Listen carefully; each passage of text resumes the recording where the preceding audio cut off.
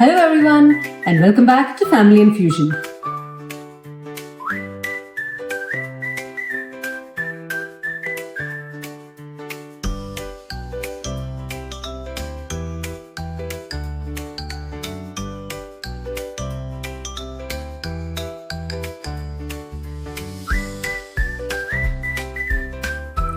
I'm back with yet another cooking recipe, and today let's make Kerala's famous Kappa and fish curry. So for those of you who are not familiar, Kappa is tapioca, and the fish that I'll be using today would be kingfish, one of my favorites. It's a delicacy all over India. The tapioca can be eaten with other forms of protein like chicken, mutton, etc.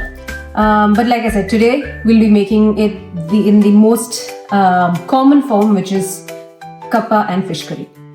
So let's check it out. Let's start off with the ingredients for the fish curry. The main flavor of this fish curry, the flavor profile is sourness and spice. So for the sourness, of course, I'm going to be using about 1.5 tomatoes, not the entire 2 tomatoes. Then I've got 2 onions. I have got about 7 cloves of garlic because I love the garlic flavor, and I'm going to use 2 green chilies for the spice. You can use more if you want it spicier. And at the beginning for the tadka, I'll be using mustard seeds, methi seeds and curry leaves.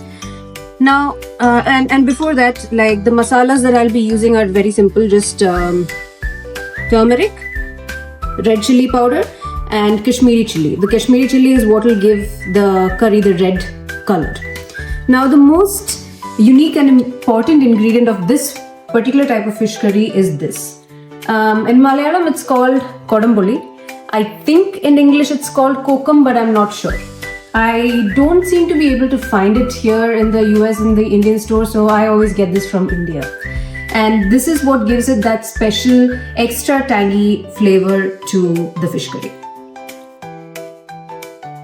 So since this is a Kerala special delicacy, typically it's made in coconut oil, I believe, but for today's recipe I'm using sunflower oil.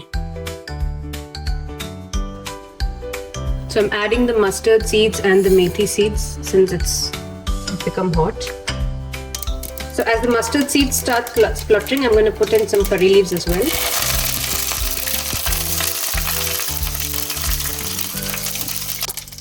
And now I'll add the garlic and onions soon after.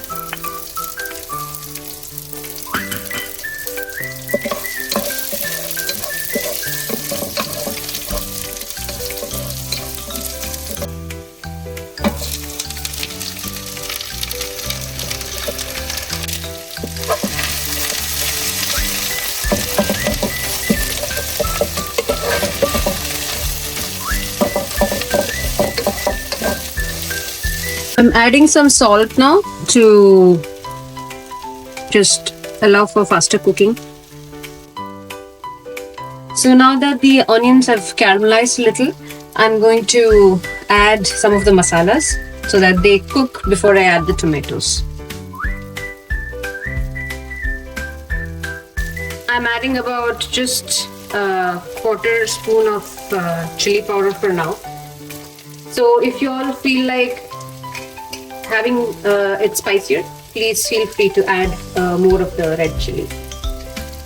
Now I'm adding about half a tablespoon of the Kashmiri chili powder, and I forgot to mention adding coriander powder earlier, so I'll be adding that right now.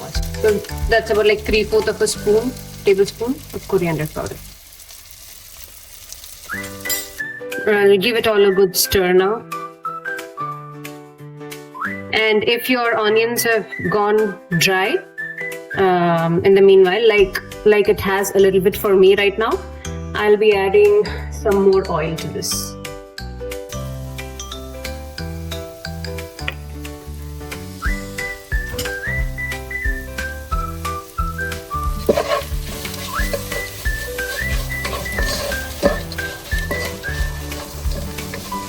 So I waited until the raw smell of masalas went away, which means they're kind of cooked.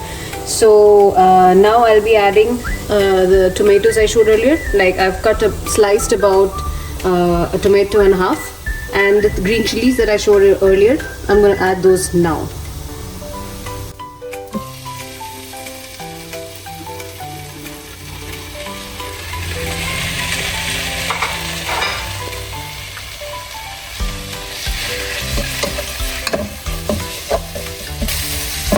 Different texture, you can also, instead of slicing the onions, you can dice them, and instead of slicing the tomatoes, you can dice them as well. Now it's time for the fish. I have here 3 steak-sized pieces of kingfish. Since they're really quite thick and big, I will not be putting them as is into the fish curry. I'll be just cubing them. There you have it. We've diced the fish or cut them into cubes. I normally prefer this without the skin, but for now I'm making it with the skin. So now you can see the tomatoes have mushed nicely into the onions, and the raw smell of all the masalas have gone away. So I'm going to be adding water now. So the consistency of this gravy is watery, because the kappa or tapioca will be quite thick. So to go with that, a watery consistency is what's preferred.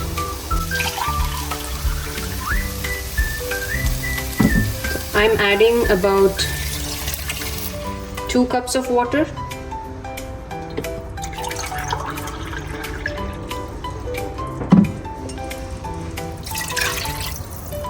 And I will add more if I feel that it's become too thick.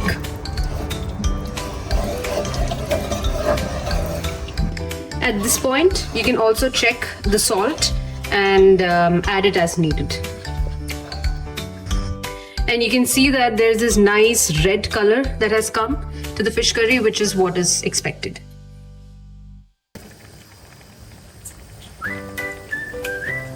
So as the fish curry starts to boil, I'll be adding that main ingredient in here.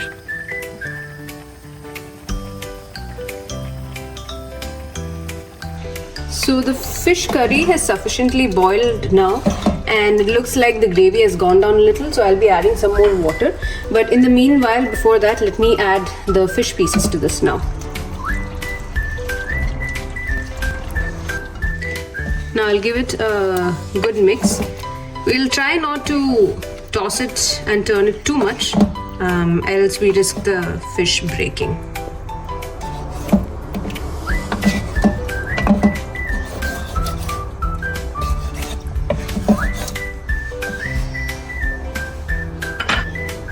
So now I've added water to bring back that watery consistency, and I will be boiling it a little more. I've added some salt also, since that was a little less. I'll keep it closed and leave it for boil on a medium to medium high flame. So while the fish is cooking there, I had already taken the liberty of boiling the tapioca. In Hindi, I don't know what it's called, but sabudana, if you're familiar with sabudana, it's made from tapioca. So this is about 908 grams, roughly, let's say a kilo of tapioca.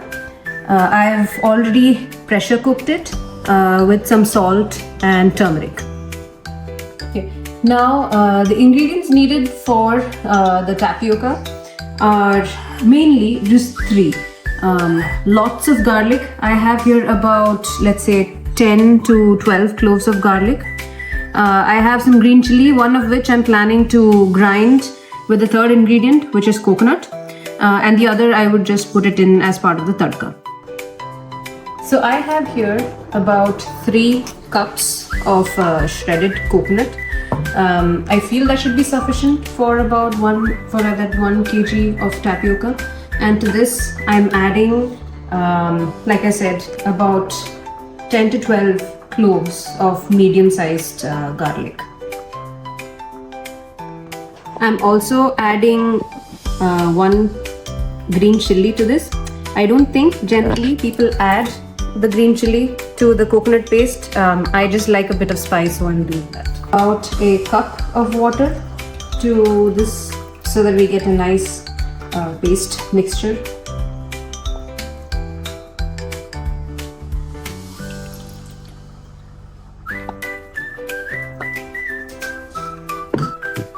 And then I'll keep adding more water if needed to get the consistency that I'm looking for.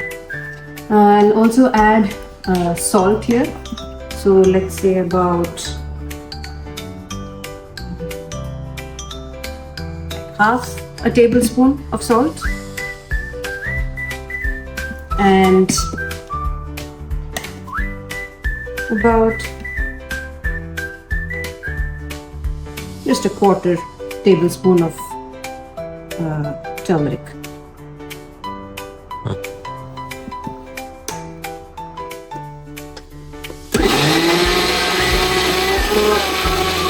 More turmeric to this because it did not get the color that I was expecting. So let's do that.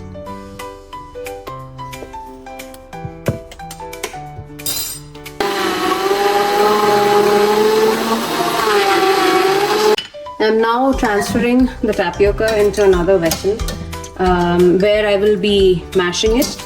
I'm not using all of the water that I boiled in right now, but I'll be using the water as needed.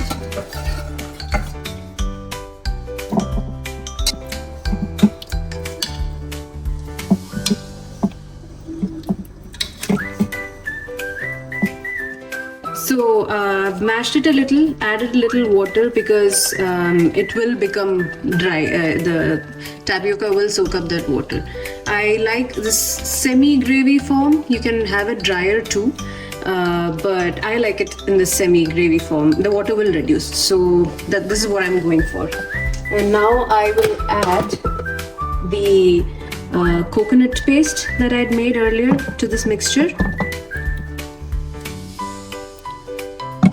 Give it a mix.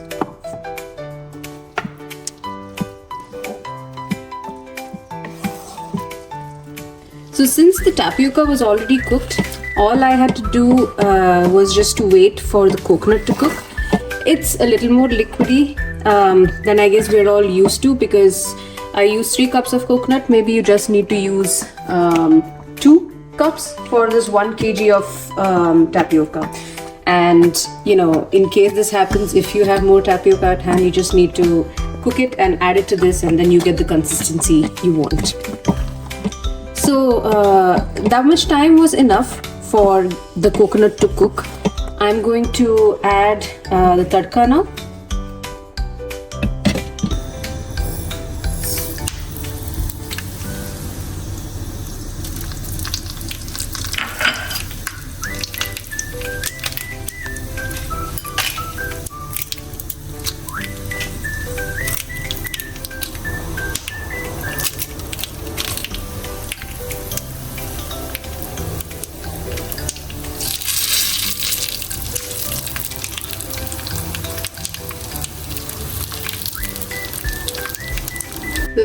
The tadka is now ready.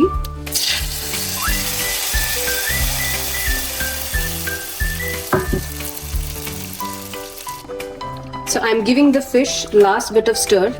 I like the consistency of the gravy now. It's watery but still thick enough to have with the tapioca, and the fish is also cooked now, as you can see. So that's it. The fish curry is done.